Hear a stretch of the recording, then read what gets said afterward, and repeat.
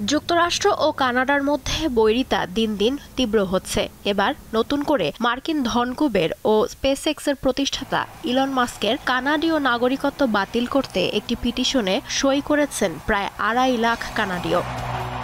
যুক্তরাষ্ট্রের president Donald Trump দ্বিতীয় মেয়াদে ক্ষমতায় আসার আগে থেকে কানাডাকে যুক্তরাষ্ট্রের 51তম অঙ্গরাজ্যে পরিণত করার হুমকি দিয়ে আসছেন। এতে দেশটির স্বাধীনতা হুমকির মুখে পড়েছে।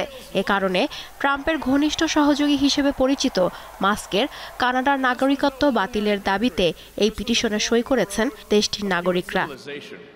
দ্য কানাডিয়ান প্রেসের এক প্রতিবেদনে বলা হয়, ব্রিটিশ কলম্বিয়ার লেখক কোয়ালিয়া রিড এই পিটিশনটি কানাডার হাউস অব কমন্সে উত্থাপন করেন। নিউ ডেমোক্রেটিক পার্টির এমপি ও মাস্কের সমালোচক চার্লি অ্যাঙ্গাসের অর্থায়নে এই পিটিশনটি হয়েছে। ট্রাম্প ঘনিষ্ঠ মাস্ক দক্ষিণ আফ্রিকায় জন্মগ্রহণ করেন। মায়ের সূত্রে কানাডার নাগরিক মাস্ক। কানাডার সাসকাচুয়ান প্রদেশের রাজধানী রেজিনা তার মায়ের জন্মস্থান। বর্তমানে মাস্ক যুক্তরাষ্ট্রভিত্তিক কোম্পানি টেসলা, স্পেসএক্স ও সামাজিক যোগাযোগ মাধ্যম এক্সের প্রধান। ট্রাম্প ক্ষমতা গ্রহণের পর প্রশাসনের সরকারি দক্ষতা বিভাগের প্রধান উপদেষ্টা হিসেবে দায়িত্ব দেওয়া হয় মাস্ককে। গত 20 ফেব্রুয়ারি দাখিল করা পিটিশনে অভিযোগ করা হয়েছে, মাস্ক ট্রাম্পের উপদেষ্টা হিসেবে কাজ করছেন এবং ইন্ধন যোগাচ্ছেন। ট্রাম্প ক্ষমতা গ্রহণ করেই নির্বাহী আদেশের মাধ্যমে কানাডার পণ্যে উচ্চ শুল্ক আরোপ করেন। এছাড়াও কানাডাকে যুক্তরাষ্ট্রের সঙ্গে একীভূত করার হুমকি দেন। এতে কানাডার জনগণের মধ্যে ক্ষোভ সৃষ্টি হয়। পিটিশনে বলা হয়েছে, ট্রাম্পের ঘনিষ্ঠ মিত্র হওয়া মানে মাস্ক এমন এক বিদেশি সরকারের সদস্য যারা কানাডার সার্বভৌমত্ব মুছে ফেলতে চায়।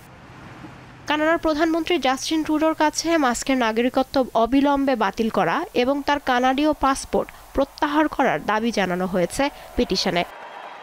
গত জানুয়ারিতে কানাডার ক্ষমতাসীন দল লিবারেল পার্টির প্রধানের পদ ছাড়ার ঘোষণা দেন ট্রুডো। এই ঘোষণার পর ইলন মাস্ক এক্সে ব্যাপক উচ্ছ্বাস প্রকাশ করেন। কানাডীয় সংবাদ মাধ্যম দ্য কানাডিয়ান প্রেস জানিয়েছে, সাধারণত এ ধরনের পিটিশন স্বীকৃতি পেতে কমপক্ষে 500 স্বাক্ষর প্রয়োজন হয়। তাহলে সেটি হাউস অব কমন্সে উপস্থাপন করা যায় এবং সরকারিভাবে প্রতিক্রিয়া পাওয়ার সুযোগ তৈরি করে। রিডের পিটিশন সহজেই এই শর্ত পূরণ করেছে বলে প্রতিবেদনে উল্লেখ করা হয়। জানা গেছে, সোমবার পর্যন্ত পিটিশনে প্রায় 2,40,000 মানুষ সই করেছেন এবং ক্রমেই এই সংখ্যা বাড়ছে। আগামী 20 জুন পর্যন্ত স্বাক্ষর সংগ্রহ করা হবে। লুৎফা ফৌজিয়া, দীপ্ত, বার্তাকক্ষ।